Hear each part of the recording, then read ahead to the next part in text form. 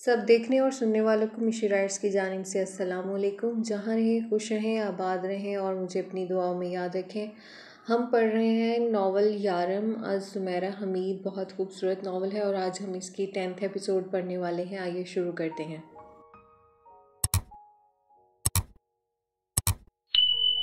Keep calm and wait for Christmas. तो Christmas season on था, वो मौसम जिसका सारा साल इंतज़ार किया जाता है। वो मौसम जिसे मुस्कुराहटों का, इत्मीनान का, खुशियों का और मोहब्बतों का मौसम कहा जाता है। तहाइफ का, सयाहत का और घंटियों का भी। दुनिया भर के रंग बिरंगे परिंदों से आबाद मैनचेस्टर खाली होने लगा। 12 दिसंबर से 13 जनवरी तक के लिए यूनी बंद थी। विथवर्क पार्क हॉल स्टूडेंट की रिहाइश, Oak House, ST Anselm Hall और आसपास की दूसरी स्टूडेंट की रिहाइश गाहें खाली होने लगी। दूसरे शहरों से आए स्टूडेंट्स अपने घरों को चले गए और दूसरे मुल्कों से आए कुछ मैनचेस्टर में जॉब की वजह से रह गए। कुछ अपने दोस्तों के साथ उनके घरों को चले गए और कुछ दूसरे मुल्कों की सियाहत की तैयारी करने लगे। अमरहा ने ऑक्सफोर्ड रोड को सुनसान होते देखा और जहाँ पर सुबह स्टूडेंट का हजूम तेज़ी से हरकत करता नजर आया करता था। अमरहा एकदम से सबको याद करने लगी थी, जिन्हें वो जानती थी और जिन्हें कतई नहीं जानती थी। सबको, इतने हज़ारों स्टूडेंट के जमे गफ़ीर को उसे नहीं मालूम था कि वो इस माहौल से इतनी वाबस्ता हो चुकी है कि उस माहौल के बदल जाने से ऐसे उदास हो जाएगी। ऑक्सफोर्ड रोड को ऐसे खाली खाली देखकर उसे हौल पड़ते। वो इतनी जज्बाती थी, इसे अब मालूम हो रहा था। उसके स्टोर में सुपर सेल की तैयारी तकरीबन मुकम्मल हो चुकी थी। अब एक पूरा महीना वो दिन रात काम कर सकती थी। उनकी फ़ी घंटा उजरत भी बढ़ा दी गई थी। वो इन दिनों ज़्यादा से ज़्यादा पॉइंट्स कमा सकते थे और अमरहा पॉइंट्स कमाना चाहती थी। शर्ली दाएं वगैरह का ग्रुप यूरोप की सियाहत के लिए जा रहा था और आलियान भी। उसे हैरत थी कि वो दूसरे मुल्कों में इतनी आसानी से घूमने फिरने के लिए कैसे जा सकते हैं। पाकिस्तान में तो लोग ऐसे दूसरे शहरों में नहीं जाते। दाइम ने उसे भी चलने के लिए कहा था, लेकिन उसने इनकार कर दिया। उसे एक एक पौंड जमा करना था। तुम गलत समझ रही हो, इतने पैसे नहीं लगते जितने तुम समझ रही हो। हम ट्रेन या बस से जाएंगे। हमने ख़ास डिस्काउंट पास लिए हैं जिनसे हमारे बहुत कम पैसे खर्च होंगे। हम किसी लग्जरी होटल में नहीं रहेंगे, बल्कि हॉस्टल्स में रहेंगे या बहुत कम कीमत वाले होटल्स में। शर्ली ने उसे मनाना चाहा। मैं फिर भी नहीं जा सकती, मुझे एक एक पौंड बचाना है। तुम्हारा फ़ैसला भी माकूल है। शर्ली ने उसके फ़ैसले का एहतराम किया। हम पहले स्वीडन जाएंगे, फिर फ्रांस। क्या कोई ऐसे जूते हैं जो पैरों को इतना आराम दें कि लगे ही ना कि हम इन्हें पहनकर 8-10 मील चलते रहे हैं। जाने से पहले रात को आलिया ने इसके स्टोर आया। मैं बिल बनाती हूँ, जूते नहीं। वो ऐसे ही उदास थी, वो इससे और उदास करने आ गया था। जूतों की दुकान में काम तो करती हो ना? मैं सेल्समैन नहीं हूँ, तुम सेल्समैन के पास जाओ। मुझे ऐसा क्यों लग रहा है कि तुमने सुबह से अब कम से कम 10 कप कड़वी कॉफ़ी के पिए हैं। ज़्यादा भी हो सकते हैं। कॉफ़ी कड़वी ही होती है। काउंटर पर रखे कंप्यूटर के साथ वो मसरूफ़ थी और ऐसे जाहिर कर रही थी जैसे इतने बड़े स्टोर का काम वो अकेली ही करती है। कॉफ़ी इस वक्त कड़वी होती है जब वो ज़ुबान को भी कड़वा कर दे। शायद तुम सयाहत करके वापस आओ तो ऐसी कम अक्ली की बातें करना छोड़ दो। सुना है दूसरी सरजमीनों का पानी पीने से और फिज़ाओं में सांस लेने से बहुत सी दिमागी बीमारियां ठीक हो जाती हैं। लगता है तुम पर काम का बहुत बोझ है अमरहा। उसने अंदाज को अफसुर्दा बनाया। मैं मजबूत आसाब की मालिक हूँ। अमरहा ने अंदाज को मजबूत बनाया। लेकिन तुम्हारी शक्ल तो कुछ और ही कह रही है। अगर तुम कहो तो मैं स्वीडन चला जाता हूँ, फ्रांस नहीं। बल्कि अगर तुम कहो तो मैं जाता ही नहीं। मेरा ख्याल है मेरे जाने से पहले ही तुम मुझे बहुत याद करने लगी हो। मुझे इंतज़ार रहेगा ये देखने के लिए कि स्वीडन और फ्रांस की हवाओं ने तुम पर से पागलपन के असरात कुछ कम किए या और बढ़ा दिए। तुम्हें मेरा इंतज़ार नहीं रहेगा? उसने चंद कदम आगे बढ़कर जूतों के एक रैक की तरफ देखते हुए खुद को लापरवाह जाहिर करते हुए पूछा। अमरहा खामोशी से अपना काम करती रही। लो मैं जा रहा हूँ, उसने कहा तो, लेकिन वो जाने के लिए अपनी जगह से हिला नहीं। मिलर, अमरहा ने एक सेल्समैन को मतवज्जो किया। इन्हें ऐसे जूते चाहिए जिन्हें पहनकर ये उड़ सकें। प्लीज़ उनकी मदद करें। आलिया ने चौंक कर अमरहा की तरफ देखा। वो शरारत से मुस्कुरा रही थी। ये जूतों की दुकान है, back to the future film का सेट नहीं।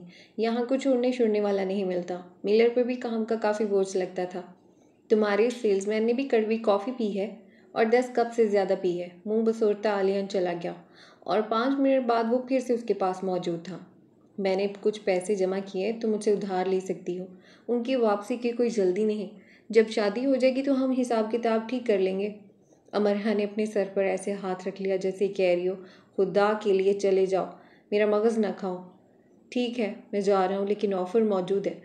तुम मुझे फ़ोन करके बता सकती हो, हमें सुबह निकलना है। तुम हमारे निकलने से 1 मिनट पहले भी बता सकती हो।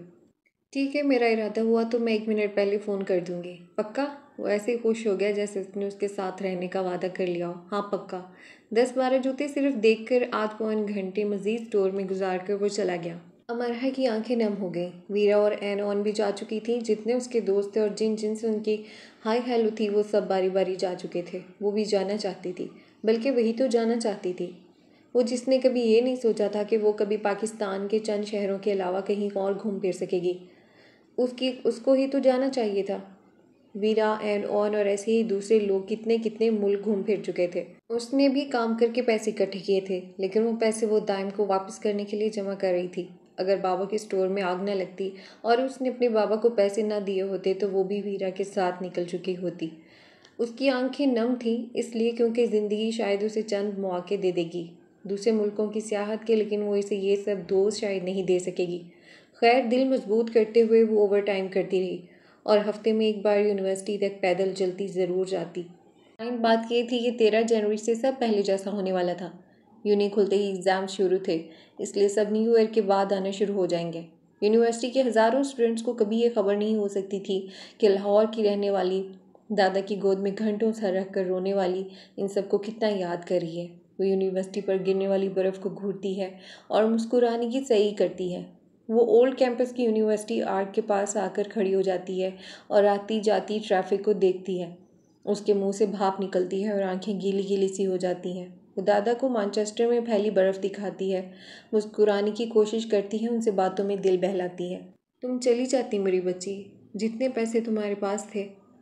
पैसे तो आ जाएंगे, वक्त नहीं आएगा। मैं अगले साल चली जाऊंगी। अगले साल तक तो मैं यही हूँ ना, उसने दादा से कहा और ख़ुद को भी तसल्ली दी। ज़िंदगी ने जितने झूले अपनी बाहों में थाम रखे हैं वो सब वक्त के इशारे से चलते हैं। उनमें झूलने के लिए वक्त के इशारे का इंतज़ार करना पड़ता है। और कहा जाता है कि क्या प्यारी चीज़ है शम्मा क्रिसमस, नहीं करती शोर होगा और मुलायमत से ख़ुद को निछावर करती चली जाती है। बेगर्जी से ये खिदमत पर मामूर रहती है। सारा मैनचेस्टर और सारा बरतानिया और सारी का सारा यूरोप क्रिसमस फ्लू का शिकार हो चुका था। कोई छीनता हुआ नज़र नहीं आता था, लेकिन मुस्कुराता हुआ ज़रूर आता था।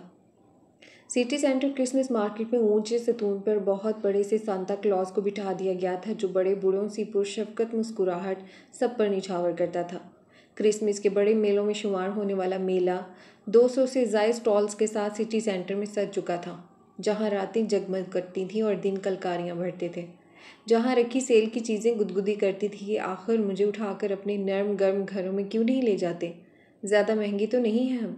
काम की ज्यादती ने उसे थका डाला था। बिल बनाते बनाते उसकी उंगलियां टूटने जैसी हो जाती थीं। बर्गर कॉफ़ी के साथ बमुश्किल अंदर करती थी।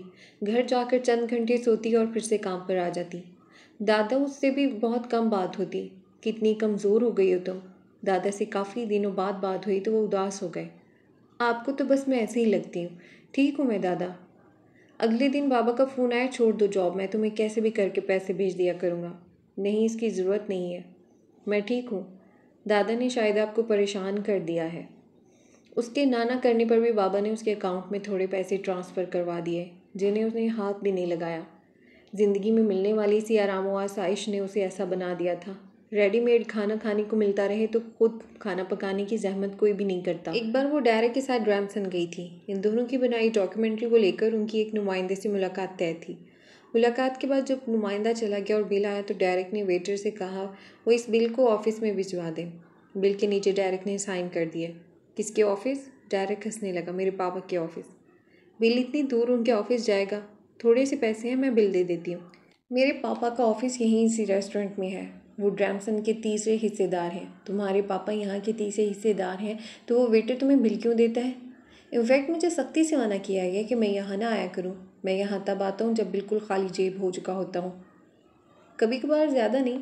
बिल पर मैं साइन कर देता हूँ और जब मेरे पास पैसे होते हैं मैं यहाँ आकर बिल चुका जाता हूँ। इतनी सी रियायत मुझे मिल जाती है। तुम कह रहे हो ये तुम्हारे पापा का रेस्टोरेंट है, फिर भी तुम्हारे साथ ये सब? मेरे फादर अमेरिका से यहाँ काम के लिए आए थे। 10 साल तक उन्होंने गाड़ियों की एक फैक्ट्री की सफाई का काम किया है। उनके जिस्म से मुस्तकिल केमिकल की बू आने लगी थी। उनका कहना है इन 10 सालों में उन्होंने अपनी सिगरेट पीने की ख्वाहिश को दबाए रखा और एक सिगरेट की डिबिया जब उन्हें तोहफे में मिली तो उन्होंने उसे जला दिया कि अगर उन्होंने वो पी ली तो वो 10 सालों में कमाए गए सारे पॉइंट्स धुएं की नज़र हो जाएंगे। जिसके फादर का ऐसा माजी रहा कि उसके बेटे पर यह सूट नहीं करता कि वो मैनचेस्टर जैसी बड़ी यूनिवर्सिटी में पढ़ी भी और बाप की कमाई पर ऐसे ऐश भी करे। स्कूल की छुट्टियों में मैंने इसी रेस्टोरेंट में काम किया है। एक बार मैंने गुस्से में स्टाफ के एक वर्कर को धक्का दे दिया था। मुझे इसी वक्त जॉब से निकाल दिया गया था। अब मैं डॉक्यूमेंट्रीज बनाकर अपना खर्च निकालता हूँ। आखिर वालिदैन अपनी औलाद के लिए ही कमाते हैं। हाँ तो मैं इतना बड़ा हो गया हूँ, बस बहुत खा ली उनकी कमाई। अगर सारे वालिदैन सिर्फ औलाद का ही सोचते रहेंगे तो इंसानियत का कौन सोचेगा? इंसानियत का? इस जवाब पर हमारा दंग रह गई। हाँ, अगर वो लोग सारी ज़िंदगी कमा कमा कर सिर्फ अपनी औलाद का ही सोचते रहेंगे तो कल इंसानियत के बारे में कौन सोचेगा? हमें अपनी ज़िंदगी के दायरे इतने महदूद नहीं कर लेने चाहिए कि हमारी सारी ज़िंदगी का हासिल सिर्फ चंद अफराद को ही फ़ायदा दे। अमरहा लाजवाब हो चुकी थी। क्रिसमस से चंद दिन पहले वो साधना के साथ क्रिसमस मार्केट आई और दोनों ने लेडी मेहर की बताई ढेरों ढेर खरीदारी की। उन्होंने अपने सब बच्चों के लिए तहाइफ मंगवाए थे। नए साल के पहले हफ्ते में मॉर्गन की शादी भी थी। कुछ इस सिलसिले की भी तैयारी की थी। साधना घर चली गई और वो अपनी यूनी आ गई और आकर ओल्ड कैंपस की आग के नीचे खड़ी हो गई। मौसम के तेवर सुबह से ही बदल रहे थे। तेज़ हवा चल रही थी और बीबीसी न्यूज़ ने बर्फ़बारी की खबर दी थी। वो मेहराब की दीवार के साथ टिक कर खड़ी धुंधले आसमान को देख रही थी। धुंध बढ़ती ही जा रही थी और कुछ दूर आगे जाकर चीज़ें नज़र नहीं आ रही थी। उसे ये सब अच्छा लग रहा था। उसे बर्फ़बारी का इंतज़ार था। उसके पास 1 घंटा था, फिर उसे वापस अपनी जॉब पर जाना था। वो अपनी यूनी के आगे बर्फ़बारी को होते देखना चाहती थी। हवा और तेज़ हो गई। धुंध और बढ़ने लगी। रूई के गाले माँ के प्यार की तरह नरमी से ज़मीन पर बरसने लगे। अमरहा ने अपनी सुर्ख दस्तानों वाले हाथों को फैला लिया।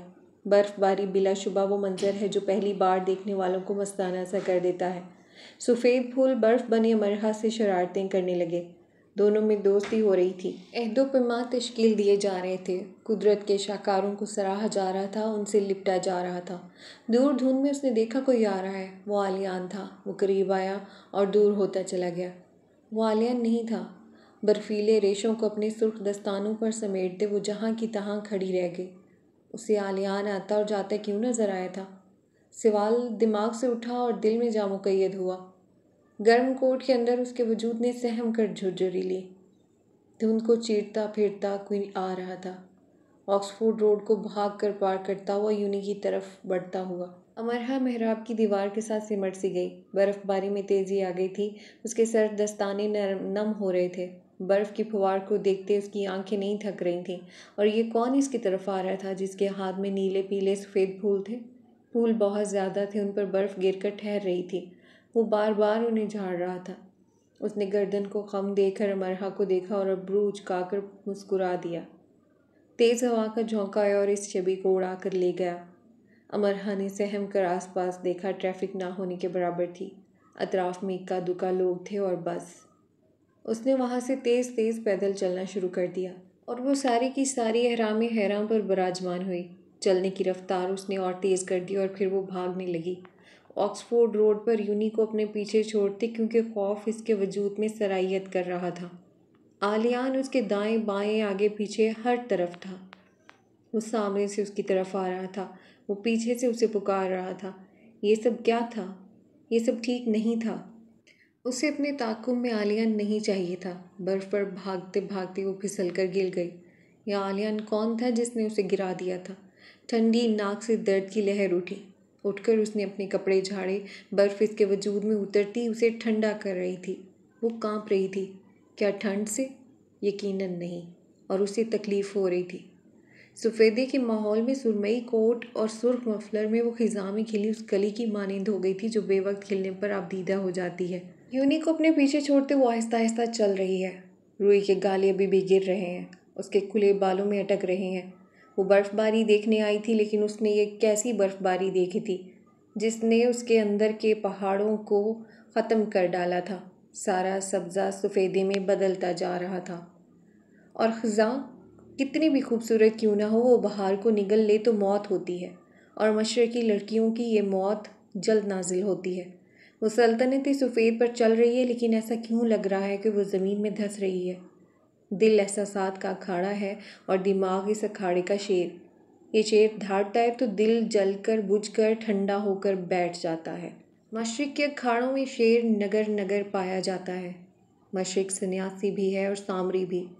मशरिक़ में पर्वत भी हैं और पाताल भी, संगे पारस भी संगे राह भी, जोत भी झोंक दीप भी, जोग भी है और जोकने भी। ऐसी ज़रख़ेज़ धरती के बासियों की बहारों को ख़ज़ाएँ क्यों करना निगल लिया करें। वो रुक गई और उसने गर्दन मोड़ कर देखा। क्या अभी भी वो इसके पीछे था, दाएं भी और बाएं भी। उसने अपनी आंखों को इस मंज़र को फिर से देखने के लिए तड़प जाते देखा। दोस्तों, आज के लिए इतना ही। नेक्स्ट वीडियो में हम अपना नया चैप्टर स्टार्ट करेंगे इस नावल का। तब तक मुझे दीजिए इजाज़त। अपना रखिए ढेर सारा ख्याल। अल्लाह हाफ़िज़।